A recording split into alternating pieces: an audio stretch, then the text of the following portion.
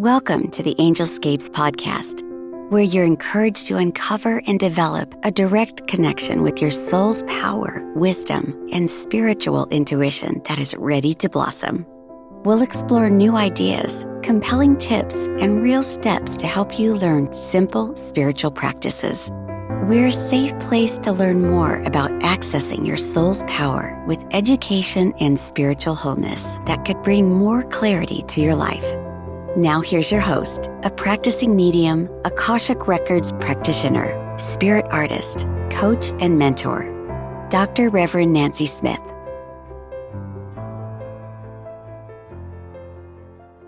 Has fear ever filled you to the point where you knew nothing else? And even then, did you know that you're not alone? We're never alone. Hello, this is Angelscapes, and I'm your host, Nancy Smith. In this episode, we're going to talk about the big, powerful emotions that can isolate us all and block out the presence of Source, God, the healing spirit has to offer. We are never alone, although it feels like we are, because we believe what we feel. We are not our feelings and our emotions. What are the steps that you can take to break through the isolation of your big, powerful emotions?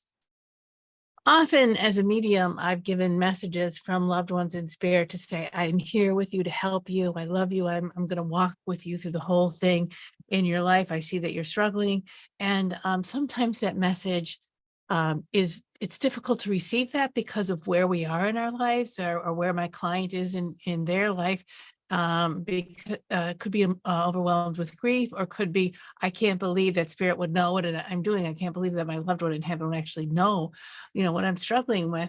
And also, maybe that encouragement and that message is taken in the moment, but later on, there's no sticking power to it, because what you're going through is so much bigger than you can handle at the time, or so much bigger than there's an overwhelm. There's the feeling of it, fear or anxiety or whatever is happening. You can enter what's called a fright or flight thing, where the only focus you have is in your resources, your internal self, your internal mechanism. And the only thing that you can do is what you can do in the moment. And that blocks out spirit. That blocks out everything else. I'm going to tell you a few stories about how that happens and how people can bring themselves back from the isolation of the emotions into the presence of God, or into the presence of the healing, nurturing love of spirit that will help you sustain and move through whatever it is that you're going through. You are not alone. I am here with you is the message that I'd like for you to walk away from after this episode. And maybe you could return to this episode, because we're also going to give you some tips and tricks and ideas that you can use when you're in these situations of overwhelm. Let's talk a little bit about the flight or fright response, or is it fright and flight, or however, the tongue twister.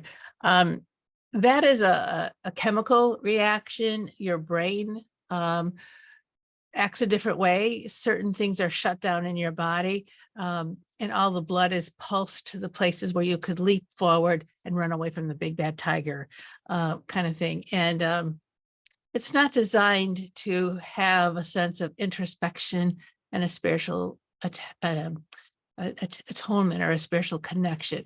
And when we're in that state, it's often really helps to take a breath, use your breath, and check in and calm your fright and flight reaction down, if that's possible. If it's not possible, then you need to just move yourself to a safer position, a safer place, understand what it is you're going through, apply yourself as best you can.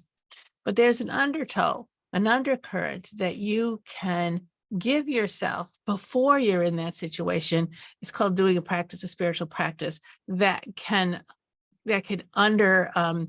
continue to flow in your life, even though you're having these bigger reactions. We're human. We're going to have these big reactions. We're going to have these feelings that just overwhelm us and overcome us. Or maybe they're going to be like high stress is going tick, tick, tick, like a drip, drip, drip, where it can slowly wipe away our sense of well-being. When we don't have a sense of well-being, it's very difficult to it's difficult to be in that peace and that sense of well-being when we're not there, when we see our lives is under eroding that sense of well-being. It's kind of like when the waves are washing over your house, and you could just feel the water just taking your foundation away. If that's how you're feeling about life, it's really difficult to pray or to meditate or to come to that peaceful place where you can hear and receive the message of spirit, the message of God. But what I want to tell you now is the fact is that that's when God is the closest to us. That's when our guides, our soul, our spirit is the closest to us, even though we can't feel them and connect with them. So there needs to be a kind of an act of faith in that situation that says, I need to reach to spirit, but I can't right now. And I often say this prayer, and I often encourage people to pray like this. Like, I can't feel you. I have no idea where you are. I'm just doing the best I can. Be with me, bring me in a state of grace, and then move on and do what you have to do. But the knowing that spirit is there with you often comes from having a spiritual practice that you maintain day to day, that builds the capacity within yourself to hold that connection no matter where you are. And that's it has to be done when you're feeling okay, when you're feeling calm. And that meditation practice, it can be a meditation practice, it can be a practice of thought. It can be a practice of saying a specific prayer. I used to say the rosary years ago, and I had many different prayers that I said when I was younger, that sometimes I'll fall into and pray those prayers because they're so deeply embedded in me. Prayer is important. Prayer brings us back to God. So in your life, it would be very awesome, a very good thing for you to create a ritual prayer or a prayer that you can repeat in times of stress and overburden when your brain is just not going to connect. The thing with your big emotional reactions is your feelings are taking over and sending you messages. Usually they're messages of move, get out of the way of the train, or they're messages of this isn't right for us, or this isn't safe. And like, beware, danger, don't trust this. And when we are in those strong emotions and our unconscious self or a part of ourselves is saying, not that, nope, get out of here. We need to listen to that. And we're wired to listen to that part of ourselves that moves us into saving our lives or keeping us afloat. Whether it's a huge, big train coming at you, or it's financial disrepair, or even grief, losing someone that you love, someone that you've been depending on, somebody that is meaning to you. And even in those stages of grief, you feel like this will never change. Nothing will help. It will always be this way. And we can't imagine how we can move on with life in a positive way in the situation that we are in. And I have to say that when we're in those situations where we're in that deep despair or that fear, again, our higher power, soul, source, God is wrapping their arms around us and bringing us into a state of grace. We don't have to feel it to be in that state of grace, to be protected in a spiritual way and held dear. There's a saying, they have to feel it to heal it, but that's not what we're talking about right here. What do you do when fear interrupts the grace of God is what today's episode is about. One of the fallouts of having these big emotions is that you isolate. We all isolate. It's like, this is too much. We just like, especially in grief, especially in fear, I'm the only one that can take care of this. Nothing will help. I'm the only one that can deal with this. And we really believe that we can only use the resources within us. I talked about that earlier in the fight or flight. And you feel that you must block out everything, including faith, or suspend faith for a little bit because you don't have time for it. You don't have the bandwidth for it. It takes effort to persevere and remember your spiritual practice. And I want to talk to you a little bit about the grace of God. if you don't have a spiritual practice to back up faith or your spirituality in difficult times, it's especially easy to forget the grace of God. It's especially easy to walk in that place of desolation and isolation and despair. And sometimes despair will bring us back to our higher self, will bring us back to our spirituality. But that speaks about the grace of the source, a grace. When I talk about God, I'm talking about source, I'm talking about your soul, I'm talking about all that is, and the healing nature of spirit. The grace of God is that God doesn't need us to pay attention to it in order for it to be there. God is not a figment of our imagination. Source is not a figment of our imagination. It's there. It's there for us at all times, every time, no matter where our mind is, no matter where our feelings are. When we are in deep pain, emotionally, mentally, physically, we can call on the grace of God, even though we can't feel it, even though we don't believe it anymore, and it will be there. But if we don't call on it, this presence will still be with us, and it'll patiently wait for us to slowly become aware of its presence. So that's the grace of God. And there are also small miracles that can come forward to support you if you look back on times when you were like that. And this would be a kind of a nice spiritual practice to do before you hit the next one. What happened to me when I was in that crisis? What happened to me when I was in that dark night of the soul? What brought me out? Maybe it was just one step at a time, looking at the positivity in life, looking at, look, the sun came up today and I woke up and I'm still breathing. Maybe that's all you have. But that one step after another step, after another step, and maybe it was something somebody said, or it was a phone call, or it was a movie that you watched. Look back and say, what brought me out of my dark times? And then see if you can recognize where source was, where your soul, where your guardian angel was in that time to gently walk you through, to gently walk you out. And maybe you have some things left over that say to you, I'll never trust fully God again. I still have that wall up. I still have that, maybe I don't know what life's all about. And I still have that resistance to trusting in this higher power. I remember wanting to, at one point, I think it was a year and a half ago, I said, I wish I could figure out, and I wanted to figure out, how do I walk through my life the way other people have said, walking through their life, so that God is my partner, so that everything that I do is in partnership with source. Because I'm the kind of person, I'm independent, and I'll take off. I got an idea and I'm going to take off and I'm going to do it. I'm going to try it. I'm going to see, and then I'll step back and say, hey guys, guardian angel, are you with me? And I feel like I said, I just want to do it differently. I want to go forward. So I feel like that the presence of spirit, the presence of my angels are next to me, and I'm pacing myself and they're pacing themselves with me. But having said that, I find that very difficult to do. And I felt like it's not as easy as the memes on Facebook say. It's a practice. It's a one by one step. So as you're looking back, where was the grace of God in the things that you suffered through, and where's the grace of God in you now? Create a natural spiritual practice that you do every day that will help you grow that awareness, that will help you grow that faith.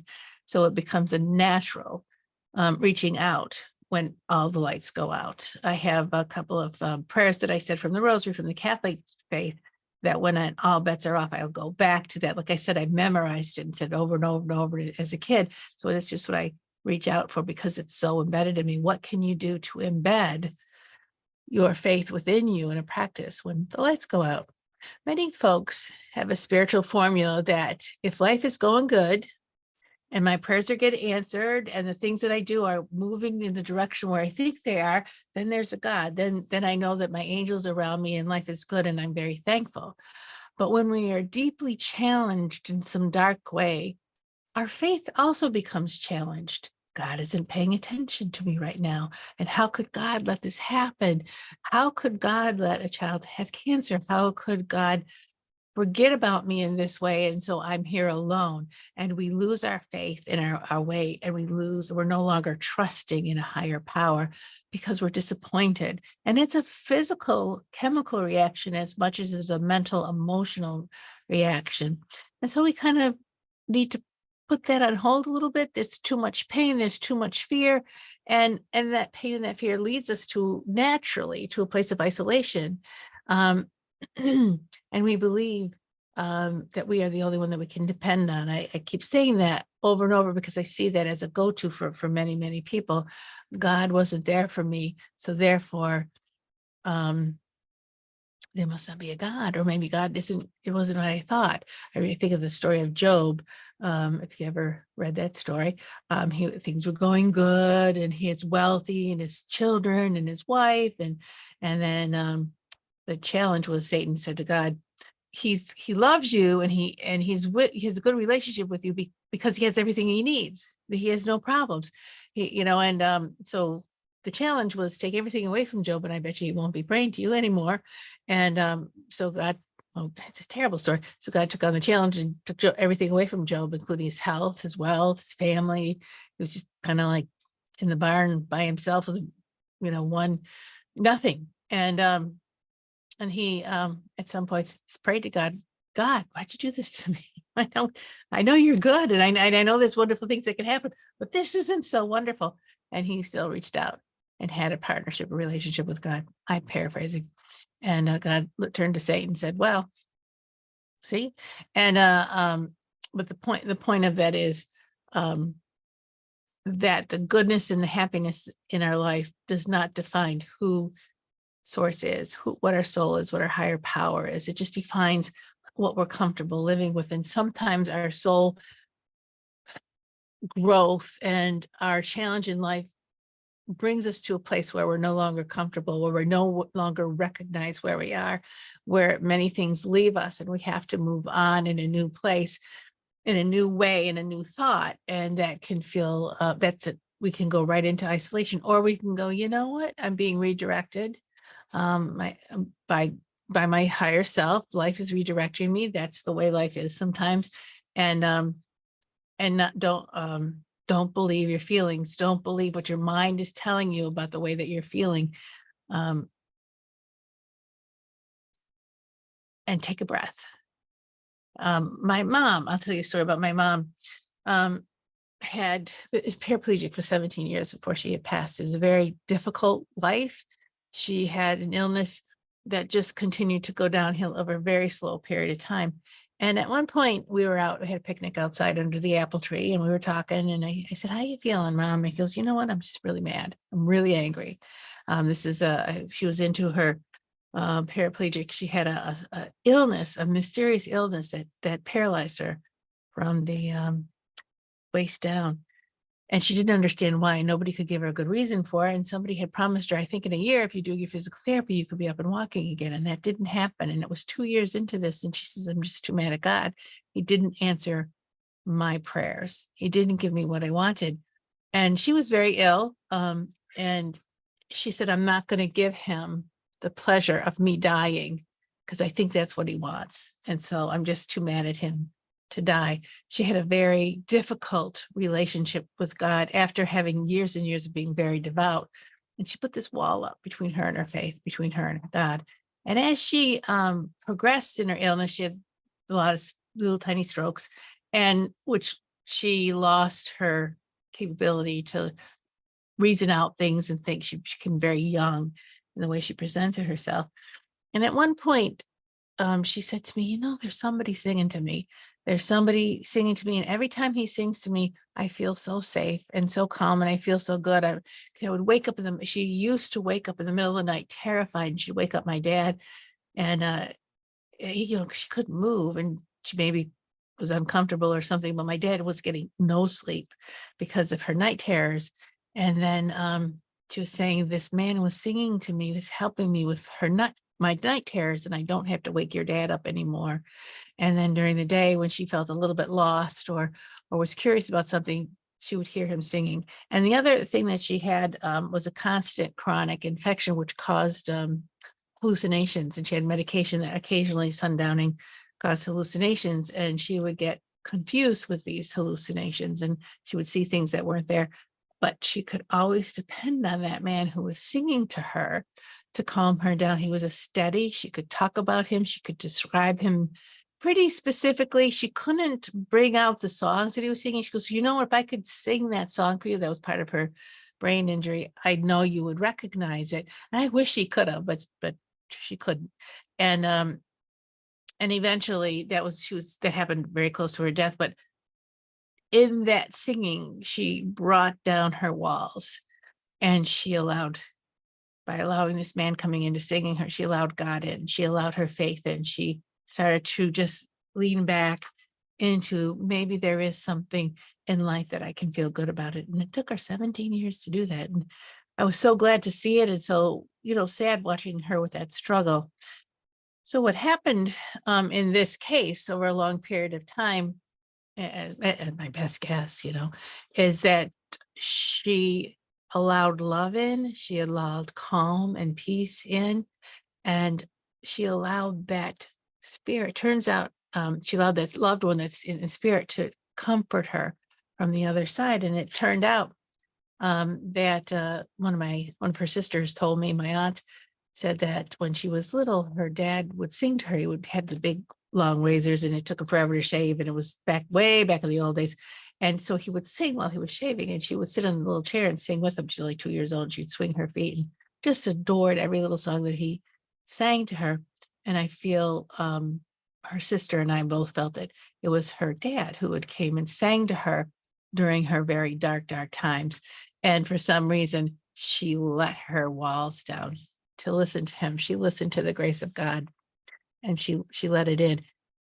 So I just want to tell you that story, just to say we can hold on to these feelings of isolation and fear and sadness for a long time if we choose to do that.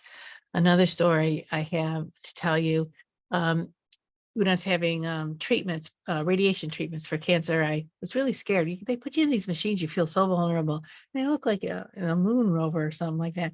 And then you have to just lay real still and let yourself get zapped. And when I first started the sessions, I was hoping that this would work, but I was also very scared, and I didn't know what was going to happen at the end of it. And as I laid there, I said, oh, I can't just lay here and be terrified. So I did a couple things. I asked the angels, can you give me a prayer to say? Because my mind was just blank, because I was actually that afraid. And people saying, and the nurse saying, why are you so afraid? I said, well, look at the thing.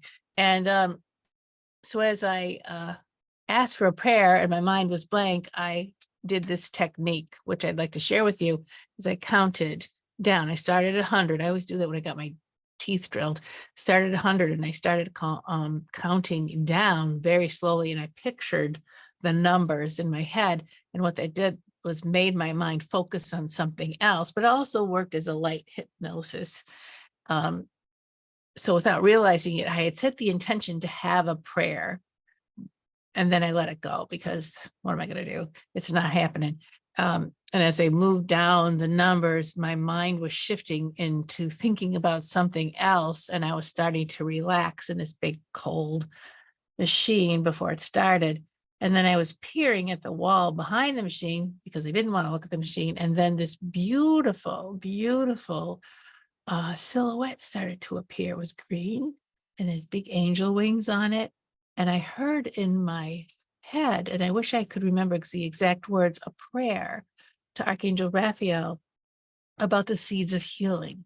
And the seeds of healing, may they be graced inside my body, and may I learn what healing really is, and some other really cool stuff. And I said that prayer, then I remembered that prayer, and every day that I had radiation, I said that prayer. But it was, to me, a miracle that once I could count down and calm my mind up, I actually saw that I was surrounded by this beautiful healing power. It was such a gift to me, such a gift to me. I have to say that over and over again, because I didn't think I was going to make it to the other side of being calm in this situation, but with the help of God, I did.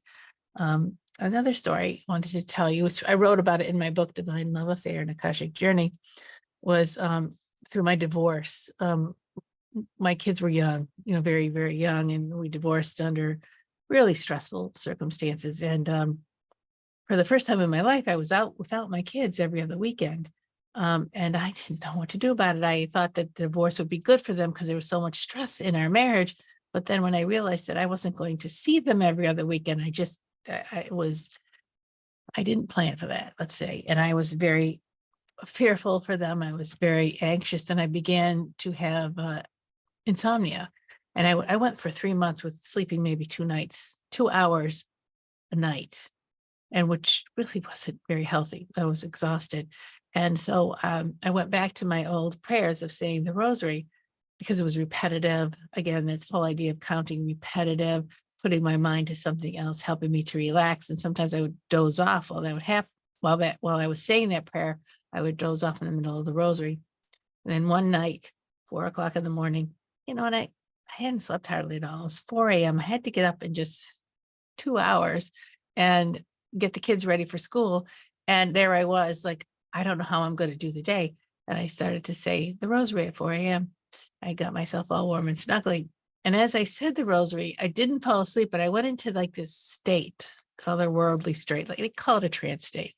And I saw this beautiful woman standing on this desert-like landscape of like red dirt hills. And she was standing there, and she reached, inside of me, right into just below my rib cage, call it your solar plexus, but just my tummy, where we have our last nerves always kicking and hurting the most. At least in me, that's where my stress goes. And she reached inside and she pulled out the prayers. And she said exactly how I felt. And I was just surprised. I said, I didn't know I could pray like that. She says, how am I going to know how to help you if you don't pray to me of what you really need and how you're really feeling? And I said, oh, I thought I had to kind of clean it up. And so you could hear me. She says, no, no, no. I hear you when you speak from your feelings, from your heart, or from your pain. I don't walk away from you. I don't turn my back on you when you're in pain. I come closer to you. So if you don't share with your pain with me, what am I going to do? You're keeping me at a distance. So we prayed together, and I tell you that pain lifted and I started to relax. I didn't fall asleep yet. She says, now here's the thing. And she carved my children's initials out of the red dirt and she handed them to me. She said, your children were made from earth and they're going to return to earth, but their souls belong to me. But your caretaking is your job and their father's job. So I want you to let go of your responsibility. Their father needs to do his part and you need to do your part. And I only want you to focus on your part and let the rest go. And I want you to relax. And that was the answer to my prayer, I'll be honest with you. And but it was like an apparition. It was like a miracle to me because I learned how to pray for the first time in my life. I learned how to speak to my higher power, to God, to Mother Mary, to my soul from my pain. And this is one of the things that brings us back and cuts through that isolation, cuts through those walls that we put up between us and spirit, because we have some rules that if we're going to talk to spirit, certain things need to be in place, certain things need to happen. And she said, no, you come to me exactly as you are, exactly how you're feeling, kind of like warts and all, but pain and all. And even if you're kind of judging yourself for feeling a certain way, or I lost all that money on the stock market or this and that, and you're really harsh on yourself, just bring it to God. And just imagine that you're holding your pain in your hands and you're holding it and accepting yourself, loving yourself for it. And then all around you is spirit holding you and loving you and your pain because of it. Not because of it or not in spite of it, but that's who you are in your life, where you are in this moment. And you're always learning, you're always growing, and you're always revered highly by God and your soul for the steps that you're taking in this lifetime now. We don't have to be perfect to have the grace of God. We just have to accept that the grace of God is there, whether we're paying attention to it or not. And that's what I'm talking about, grace, that loving, nurturing existence, whether we know about it or not. The emotional overload is the emotional overload, but sometimes you just sit there with emotional overload and you say, help me out with this. I don't have anything else, but like, I don't know what to do. Um, so that let's go through some of the things that you could do. First, it's starting a spiritual practice, whether it's breathing, whether it's affirmations, certain thought forms, prayers. Mine was the rosary at the very beginning. It shifted since then. where it's your stepping stones, your touching stone for how you connect to spirit, and then build the capacity around that, and make it your mantra or make it your spiritual, I hate to say the word religion because I don't want to lead you to think that you have to have a religion to have a connection to God. You don't. There's nothing between you and God except you.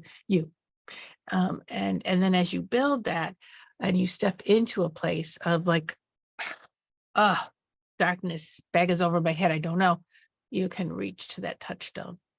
Maybe have an amulet that you wear, or just a thought, or a certain like mudras can work. I had this friend, I love her dearly, and she's been very sick with COVID. And we we met, I gave her a reading, and then we just became friends, and we stayed friends for up to even, now we're best friends. And for a couple of years, I ran a meditation group, and she came to my house, and I sat in the power. I taught people how to sit in the power, which is setting your tension. And then sitting in the power is basically breathing in and breathing out. It's a breath, breathing in spirit and breathing out and relaxing into spirit.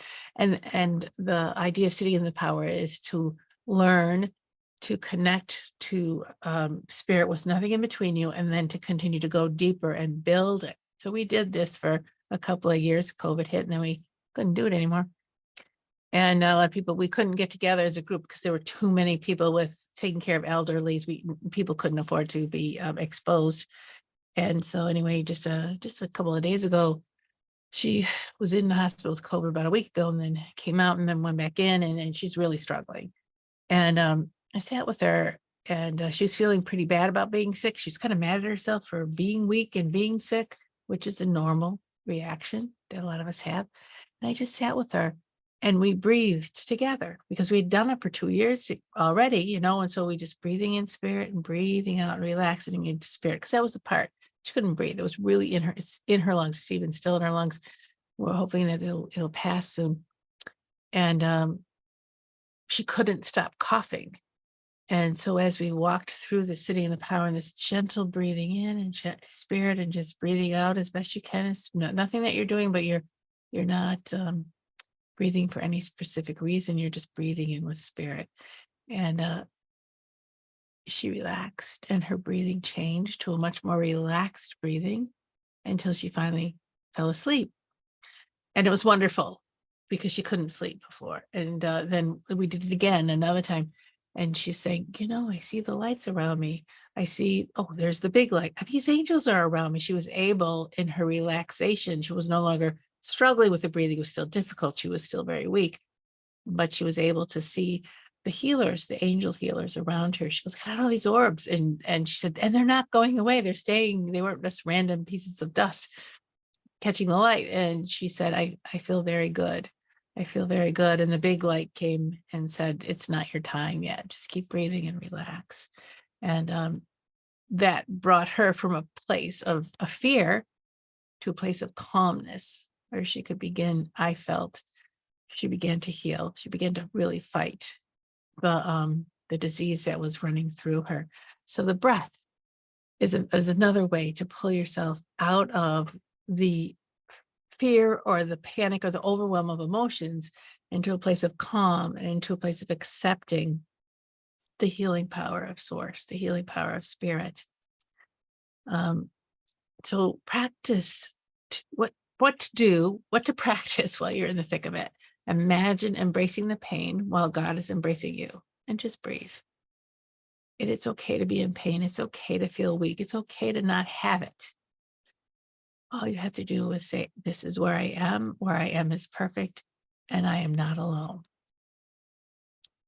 Breathing. Sometimes all you can do is breathe, and then focus on your breathing just to slow it down. Breathing in through your nose and hold for a little bit longer, and then breathing out. So you go from the shallow breathing to the deeper breathing, and that'll calm you down. It'll change your thoughts. It'll help you shift your mind a little bit to a calmer place. Counting to calm your mind is one of my tricks of the trade. That counting, imagining those numbers in my head from starting at 100, helped me to step into a new frame of mind. That alpha wave was able to kind of sneak in away from the beta, oh my God, feeling. And then as I come in, there's a natural invitation to source that to come in and to feel that calm and peace. And then I would ask God, come to my pain, come into my pain and help me. So that you're not trying to separate your pain from God. You come together with that. And then reach out to whoever you feel closest to in the higher realm, whether it's your soul, your spirit, your higher self, whether it's the wind, whatever you see as a higher source, the power of creation, invite it in. And then now, the practice of what you're doing now in the moment matters.